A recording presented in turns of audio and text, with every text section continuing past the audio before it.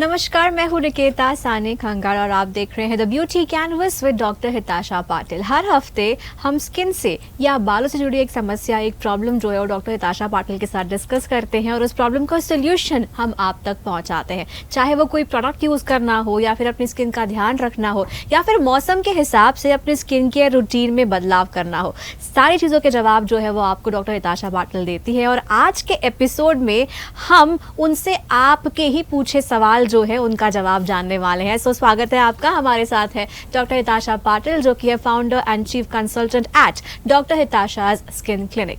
और मेरे पास आज पूरी लिस्ट है सवालों की, जो सवाल लोग आपसे पूछना चाहते हैं, जो हमारे दर्शक हैं यूसीएन के आपसे पूछना चाहते हैं। उन्होंने ये सवाल हमारे व्हाट्सएप नंबर पर या फिर हमें कॉल कर या हमारे सोशल मीडिया हैंडल्स पर हमसे पूछे हैं। तो जिनका नाम मेरे पास है उनके नाम से मैं आपको सवाल आज पूछूंगी। ये सारे सवाल वो आपसे जानना चाहते हैं कि किस तरह से वो अपनी स्किन का ख्याल रखें और क्या क्या वो कर सकते हैं अपनी स्किन को और भी बेहतर बनाने के लिए। सो सबसे पहला सवाल जो है वो है भाग्यश्री घोड़े जी का, और वो ये पूछ रही है कि मेंटल हेल्थ का स्किन से कैसे डायरेक्ट रिलेशन होता है। बिकॉज उन्होंने ये ऑब्जर्व किया है कि कई बार जब हम स्ट्रेस में होते हैं तो चेहरे पर पिंपल्स आना या फिर स्किन डल दिखना या खिंची खिंची दिखना, ये उन्होंने ऑब्जर्व किया। तो क्या ये सही है कि मेंटल हेल्थ का स्किन से डायरेक्ट कनेक्शन होता है? Hello Bhagyashree. So yes, skin और स्ट्रेस का बहुत बड़ा रिलेशन है, क्योंकि जब हम स्ट्रेस होते हैं तो जो वाइटल ऑर्गन्स है उसको फूट जाता है, और जो आपका स्किन और हेयर है it is actually fasting in that period. और उसके बाद जब आप में भी स्ट्रेस कम हो गया है या फिर आप उसको रेगुलेट कर रहे हो, और उसके बाद जब फूट जाता है तो वो काफ़ी टाइम हो जाता है उसको, वो it is not very nourishing to your skin. Hair पे भी दिखता है, तो इसलिए जब आप स्ट्रेस्ड होते हो तो कोलेस्ट्रॉल जैसे बढ़ जाता है उसमें, तो कोलेस्ट्रॉल फेस बोलते हैं, जिसमें पफी फेस हो जाता है, बहुत स्वेलिंग जैसा लगता है। भले ही आपने वजन गेन नहीं भी किया हो बट फिर भी आपका जो चेहरा है स्वेल्ड लगता है। देन सेकंड इज़ कि आपकी आंखें भी पफी हो जाती है, डार्क सर्कल्स दिखने लगते हैं, स्किन सैग हो जाती है, आपका जो ये है the side of your lips those drupe down. This is all because of stress, and ये आप भी नोटिस करोगे और सामने वाला भी नोटिस करेगा। तो अगर आप बीमार होते हो, जो is actually a form of stress to your body. Then अगर आपने बहुत रिगरस जिमिंग शुरू किया है अभी स्टार्टिंग में, एक डेढ़ महीना थोड़ा आपके स्किन पे, हेयर पे दिखाई देगा। So mostly yes, it is related to the skin health is related to stress and it will affect you in during that period.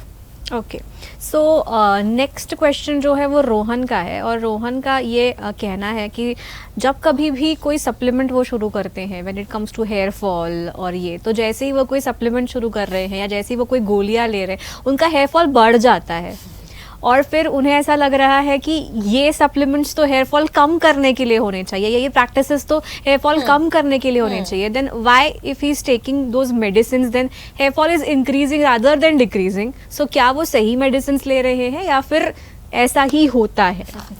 Rohan, right? Yes. सो हाय रोहन, अभी अगर आप कोई मेडिसिन ले रहे हो जो मे बी मल्टीविटामिन है, जो हेयर के लिए है, बट आपने वो प्रिस्क्राइब नहीं है, वो आपके डर्मेट ने नहीं दिया है, तो it will not be very useful. क्योंकि ये जो टैबलेट्स होती हैं इसमें जो डोजेज होता है विटामिन्स का, वो उतना जो आपकी बॉडी के रिक्वायरमेंट के हिसाब से कंप्लीट नहीं करता है।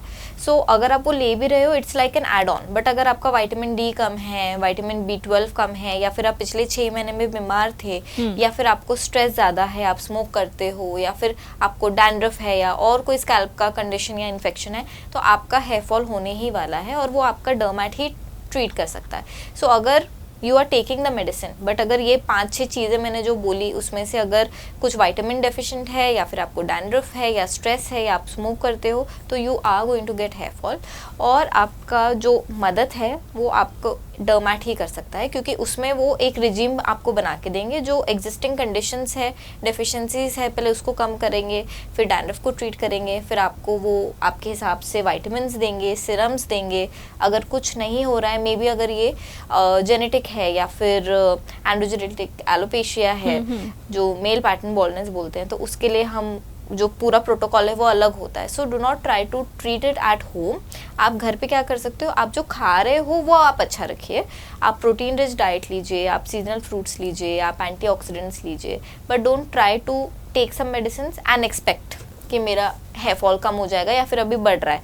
बढ़ना तो नहीं चाहिए. अगर कोई एग्जिस्टिंग कंडीशंस है तो इसलिए बढ़ रहा होगा, बढ़ना नहीं चाहिए. और जो पूरा हेयर फॉल का जो ट्रीटमेंट है वो एटलीस्ट 8-9 to 1 year तक चलता है.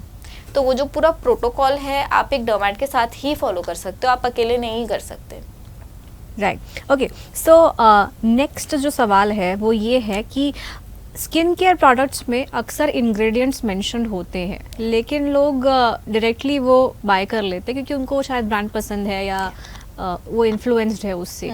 तो इंग्रेडिएंट्स कैसे पहचानने होते हैं कि ये इंग्रेडिएंट्स अगर किसी प्रोडक्ट में है, whether it is a shampoo और अ सोप और समथिंग एल्स, अगर उसमें some ingredients are mention then they are harmful to your skin no matter what.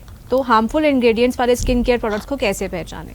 सो अभी बहुत ज़्यादा fear mongering is the term कि बहुत ज़्यादा डराया जाता है. एक प्रोडक्ट अगर आपको suppose all natural product market करना है तो जो may be prescription based product है उसको बोलते हैं कि इससे ना ये होता है, बट हमारे वाले से ये नहीं होता है. सो ये बहुत ज़्यादा अभी लोगों में है कि क्या हार्मफुल है क्या नहीं है, माइक्रोप्लास्टिक्स है क्या, पैराबिन है क्या, सल्फेट है क्या, और पता नहीं और क्या क्या टर्म्स है. सो ऑर्गेनिक चाहिए उनको, कम्प्लीटली ऑर्गेनिक चाहिए, कम्प्लीटली नेचुरल चाहिए. बट अगर कोई प्रोडक्ट है जो पैकेज्ड है और वो आपको 1 महीना यूज़ करना है और अगर उसमें प्रिजर्वेटिव नहीं है तो you tell me if it will be beneficial for you. Preservative नहीं है उसमें, दैट मीन्स कि उसमें कुछ फंगस बैक्टीरिया ग्रो हो सकता है. तो how are you going to apply it on your skin? So nothing is completely chemical free. अगर कोई नेचुरल प्रोडक्ट भी है उसमें फिर भी प्रिजर्वेटिव वो डालने वाले, अगर वो अच्छा ब्रांड हो तो. अगर वो अच्छा ब्रांड नहीं है तो वो प्रिजर्वेटिव नहीं डालेगा. तो इवन विद सल्फेट्स, जैसे जो बहुत जिनका ऑयली स्कैल्प है या जो बहुत हैवी प्रोडक्ट्स यूज़ करते हैं, जो रेगुलर बेसिस पे हेयर स्प्रेज या कुछ यूज़ करते हैं क्योंकि उनका प्रोफेशन ऐसा है, may be an air hostess और समथिंग, तो वो बिल्डअप हो जाता है. विदाउट सल्फेट्स आप वो क्लियर नहीं कर पाओगे. उनके लिए सल्फेट शैम्पूज आर इम्पॉर्टेंट. तो ये जो एक वर्ड है उसको लेके इतना डरने की ज़रूरत नहीं है. अगर आप डर्मेट के साथ बैठ कर अगर आप कोई आपका रूटीन फॉलो कर रहे हो तो मोस्टली वो आपकी पूरी हिस्ट्री क्यों पूछते हैं. जब आप डॉक्टर के पास जाते हो तो वो एटलीस्ट 5 मिनट तो यही पूछता है कि आप कहाँ रहते हो, आप क्या करते हो, आपका दिन का पूरा काम कैसा है, आपका आउटडोर एक्सपोजर कैसा है, पानी कैसा आता है घर में. तो this is not chit chat, they are taking history कि मैं इसको भी क्या दे सकता हूँ क्या नहीं दे सकता हूँ. तो डॉक्टर्स इतना दूर का सोचते हैं कि अगर ये ब्राइड है, आज मेरे पास ब्राइडल मे बी पैकेज के लिए आई है, तो 6 महीने के बाद if she wants to conceive, मैं अभी इसको रेटिनॉल नहीं दूंगी. तो मैं उनको ऑलरेडी पूछ लेती हूँ कि आपका अभी इफ़ यू विल प्लान और यू विल नॉट प्लान. तो इतना दूर का हम लोग सोचते हैं. तो व्हाट आई फील इज कि इतना ज़्यादा सोच के कि ये एक ये कॉमेडोजेनिक है, डॉक्टर ये कॉमेडोजेनिक है, मुझे ना एक्ने हो जाएगा. बट ऐसे भी बहुत प्रोडक्ट्स है जो नॉन कॉमेडोजेनिक होते हैं बट मेरे पेशेंट्स को एक्ने होता है. So it really varies from individual to individual and that is the reason why कि डर्मेट के पास जाना बहुत ज़रूरी है, क्योंकि वो आपको एक यूनिक टेलर्ड स्किन केयर देंगे आपके हिसाब से. Okay, right. ओके, सो हाइड्रेशन का जो है वो अगला सवाल है, क्योंकि कह रहे हैं कि हेल्दी स्किन को बनाए रखने के लिए हमेशा कहते हैं डॉक्टर्स कि हाइड्रेटेड रहना चाहिए, लेकिन कई बार ज़्यादा पानी पीने की वजह से भी तकलीफ होती है स्किन में. तो वो हाइड्रेशन लेवल कैसे मेंटेन करना चाहिए is the next question. Appropriate hydration level. Okay, so बहुत लोग ऐसा बोलते हैं कि अगर आप इतना लीटर पानी पियोगे तो आपकी स्किन प्लम दिखेगी, हाइड्रेटेड दिखेगी, या फिर ज़्यादा पानी पियो एक्ने कम हो जाएगा. ऐसा कुछ भी नहीं है. जो आप पानी पीते हो बेसिकली वो आपके दूसरे ऑर्गन्स में जाता है, स्किन में ज़्यादा नहीं जाता है बट बहुत कम. तो अगर आपको आपकी स्किन को हाइड्रेटेड रखना है, प्लम रखना है, तो you will have to apply that. वो पानी आपको अप्लाई करना पड़ेगा. उसके लिए आपको मॉइस्चराइजर्स यूज़ करने पड़ेंगे. So no, water doesn't have direct relation कि हाइड्रेट हो जाएगा skin। ओके, सो मतलब हाइड्रेशन मतलब पानी से गीला करना नहीं है, हाइड्रेशन मतलब उसे उस तरह से सॉफ्ट रखना या मेंटेन रखना जो कि मॉइस्चराइजर्स भी कर सकते हैं। Yes। तो मतलब जब डॉक्टर कहता है कि अपने आप को हाइड्रेटेड रखो, स्किन को हाइड्रेटेड, मतलब बहुत सारा पानी नहीं पीना है, उसकी उतनी उसका उतना ख्याल रखना Yes, है। yes। ओके, सो नेक्स्ट सवाल जो है वो ये है कि कौन से कॉमन स्किन केयर मिस्टेक्स हैं जो हम करते हैं लेकिन हमें पता नहीं होता that these are the common skin care mistakes जो हमें अवॉइड करने हैं। ओके, तो स्किन केयर में मोस्टली मैं ये देखती हूँ कि लोग एक्ने घर पे ही ट्रीट करना चाहते हैं इनिशियली। अगर बहुत ज़्यादा नहीं है तो दे फील कि घर में ठीक हो जाएगा, तो उसमें फिर वो स्टीम करेंगे, स्क्रब करेंगे, फिजिकल स्क्रब करेंगे। तो steaming and scrubbing are the most common that I see, कि बहुत ज़्यादा स्टीम किया या रोज स्क्रब किया, उसके वजह से एक्ने बढ़ गया है। That is one. And then second is कि बहुत सारा कुछ घर में कुछ बना के दे वांट टू ट्राई। अभी बहुत ऐसा ट्रेंड निकला था जिसमें गार्लिक लोग खा रहे थे एक्ने कम करने के लिए, पूरा एक जो क्या चंक बोलते है हैं उसको, गार्लिक का, हाँ, वो च्यू कर रहे थे। उससे लोगों को एलर्जीज हो रही थी, इंटेस्टाइनल प्रॉब्लम्स हो रहे थे, पेट खराब हो रहा था। तो आपको सब कुछ फॉलो नहीं करना है।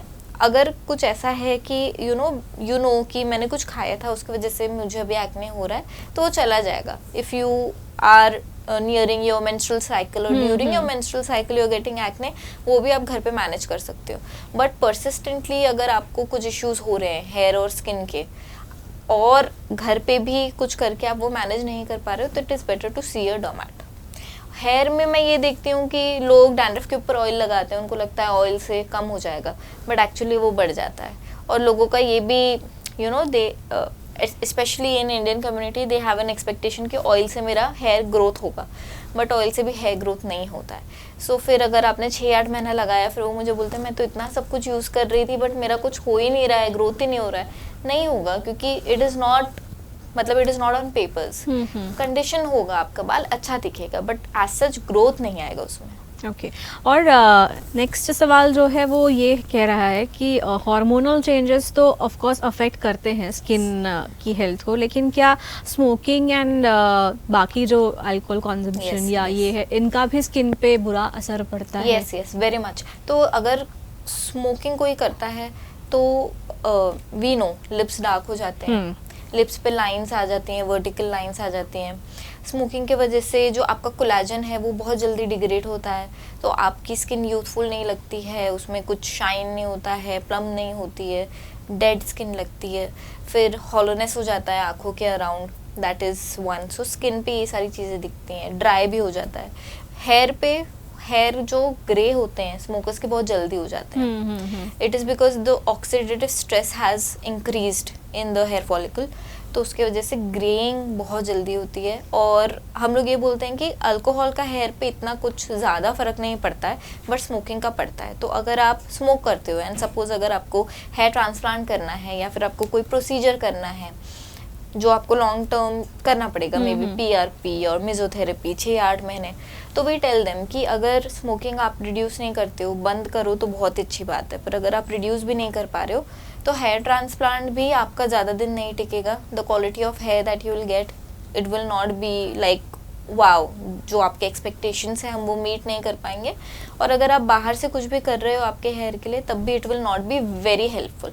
For a non smoker it might be like 80%, for you it might be like 60-50%, so the difference is there. Okay, और नेक्स्ट सवाल जो है वो प्रियांशी का है, और वो ये पूछना चाहती है कि थायराइड की जो कंडीशन है वो किस तरह से आपकी बालों पर, हेयर फॉल पर असर डाल रही है, क्योंकि उनको थायराइड है और उनको हमेशा ये कहा जाता है कि थायराइड की वजह से आपका हेयर फॉल हो रहा है, या फिर स्किन में जो पैचेस आ रहे हैं वो थायराइड की वजह से हो रहे हैं, तो वो कैसे?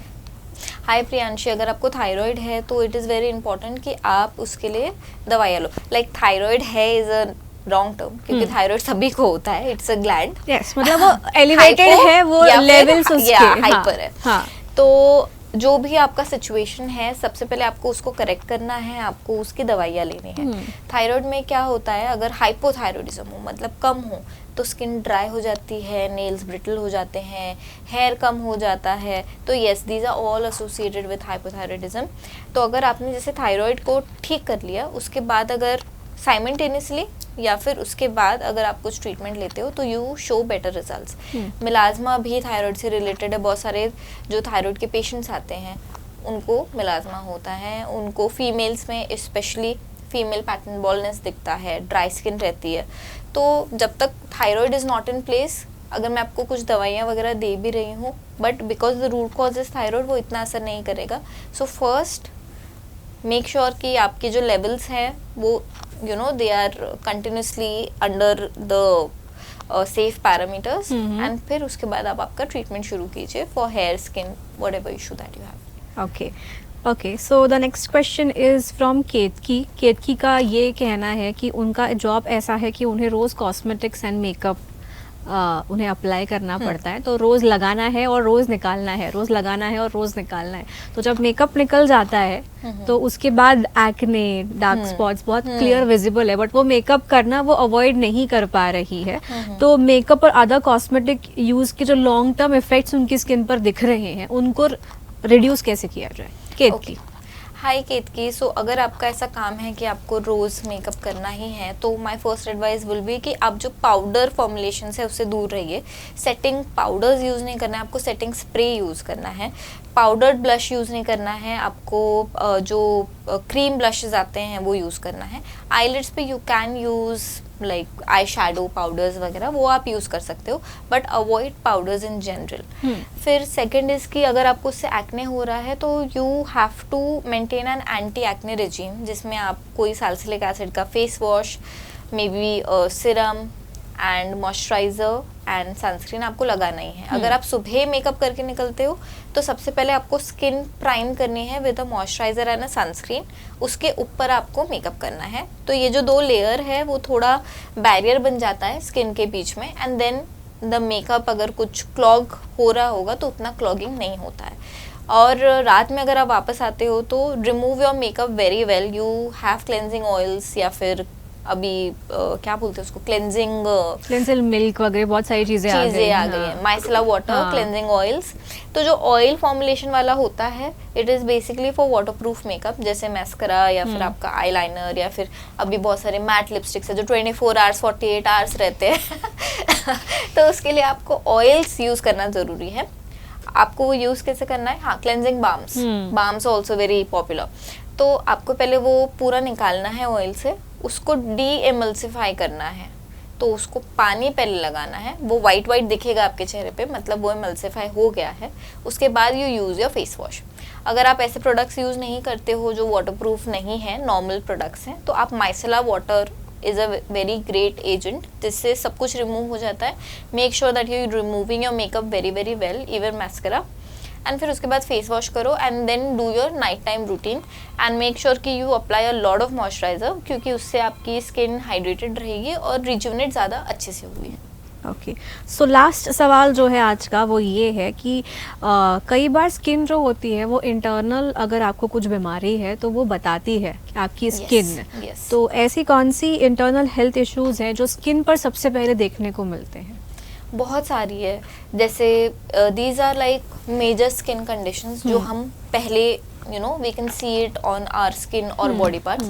सिफिलिस है, HIV है, तो लोगों को ऐसा लगता है कि दीज आर फॉर मेडिसिन या फिर जो वो डॉक्टर्स हैं वो लोग ट्रीट करते हैं, but the first contact that you get are dermats, क्योंकि हम लोग ये सब कुछ ट्रीट करते हैं। तो जब रेकरेंट हमको दिखने लगता है कि ये बार बार 2 महीने में 3 महीने में वही चीज़ हो रही है, तो then we report them to a higher centre and फिर वहाँ पे वो उनके टेस्ट करा के वी गेट टू नो कि व्हाट इज हैपनिंग।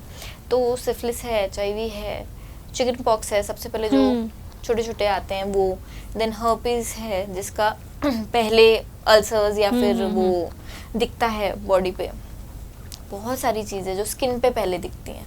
तो बहुत सारी ऐसी सीरियस स्किन कंडीशंस मतलब या सीरियस बीमारियां भी ऐसी होती है जो स्किन पे सबसे पहले दिखती है, उसके बाद फिर डिटरमिन किया जा सकता है कि उनका कोर्स ऑफ ट्रीटमेंट क्या होना चाहिए। इवन विद ट्यूबरक्लोसिस, अगर वो पल्मोनरी नहीं है, कोई और है, तो सबसे पहले जो स्वेलिंग या फिर गांठ दिखती है वो यहाँ पे स्किन पे ही दिखाई देती है। तो बहुत सारी चीज़ें।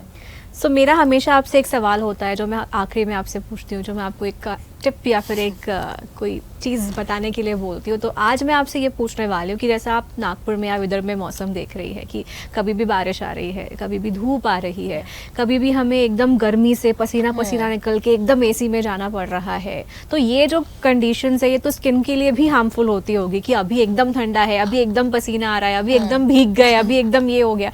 तो ऐसे में रात को सोने से पहले स्किन के लिए ऐसा क्या एक मैजिक चीज़ आप बताएंगी जिससे अगले दिन तकलीफ कम हो, या फिर अगर कुछ भी स्किन पे अगर आ रहा है या कोई तकलीफ हो रही है, ड्राई हो रही है, तो वो चीज़ें ना दिखें। So I think moisturiser, application of moisturiser is very important at night, क्योंकि वो आपका स्किन रिजुनेट करती है। और बहुत सारे लोगों को अभी पता है जैसे sunscreen is an anti ageing agent बहुत बड़ा, बट मॉइस्चराइजर भी है। जितना डिहाइड्रेटेड स्किन रहेगा उतना आपका जो सेरामाइड्स है, हाइलुरोनिक एसिड है, वो कम होने लगेगा और एजिंग आपकी ज़्यादा दिखेगी। तो ड्राई स्किन वालों का ये होता है कि एजिंग उनमें बहुत जल्दी दिखती है, पर ऑयली स्किन वालों में नहीं दिखती, क्योंकि उनमें ऑयल होता है, नरिश्ड होते हैं। सो बेसिकली रात में अगर आपने मेकअप किया है तो रिमूव योर मेकअप, और आपके जो भी क्रीम्स हैं, एंटी एजिंग क्रीम्स है, या फिर you are not using anything at all, at least put a very good thick layer of moisturiser जो आपको सूट करता है आपके स्किन टाइप के हिसाब से, so that it rejuvenates your skin, और फिर next day your skin will look better. Right, मतलब दिन भर कितना भी तकलीफ हो जाए, रात को अगर थोड़ा सा आराम देते हैं, अगर थोड़ा सा ध्यान रखते हैं, तो सुबह वापस से स्किन जो है वो रिजुवेनेट हो सकती है, और ये जो एजिंग के सिम्टम्स दिखते हैं या फिर ये जो प्रॉब्लम्स दिखते हैं वो थोड़े थोड़े कम हो सकते हैं। सो आज हमने आपके सारे सवाल जो है वो डॉक्टर हिताशा पाटिल से पूछे, एंड आई होप आप लोगों को अपने सवालों के जवाब जो है वो मिल गए होंगे। अगर आप और भी सवाल पूछना चाहते हैं तो हमारा व्हाट्सएप नंबर, हमारा फ़ोन नंबर या हमारे सोशल मीडिया हैंडल्स आपके लिए हमेशा से ओपन है। आप अपने सवाल हमें भेज सकते हैं। डॉक्टर हिताशा पाटिल से डायरेक्टली आप बात कर सकते हैं। इनके क्लिनिक का एड्रेस भी मेंशन्ड है, फ़ोन नंबर भी मेंशन्ड है, तो वो आपकी जो प्रॉब्लम्स है उनको ज़रूर सॉल्व करेंगी और आपको सही गाइडेंस जो है वो देंगी। So thank you so much, आज आपने इतने सारे सवालों के जवाब दिए। आई एम श्योर सबको अपने अपने सवालों के जवाब मिल गए होंगे। अगले हफ्ते the beauty canvas with doctor Hitasha Patil में एक और नए सब्जेक्ट के साथ हम आएंगे और आपकी जो सवाल है वो उनसे पूछेंगे। अगर आप कोई सब्जेक्ट या कोई अगर खास चीज़ आप पूछना चाहते हैं जिसके ऊपर आप एक प्रोलॉन्ग्ड डिस्कशन चाहते हैं तो वो सब्जेक्ट्स भी आप हमें बता सकते हैं। सो अपना ख्याल रखिए, स्किन का ख्याल रखिए, हेल्दी रहिए, मुस्कुराते रहिए और देखते रहिए UCN न्यूज़।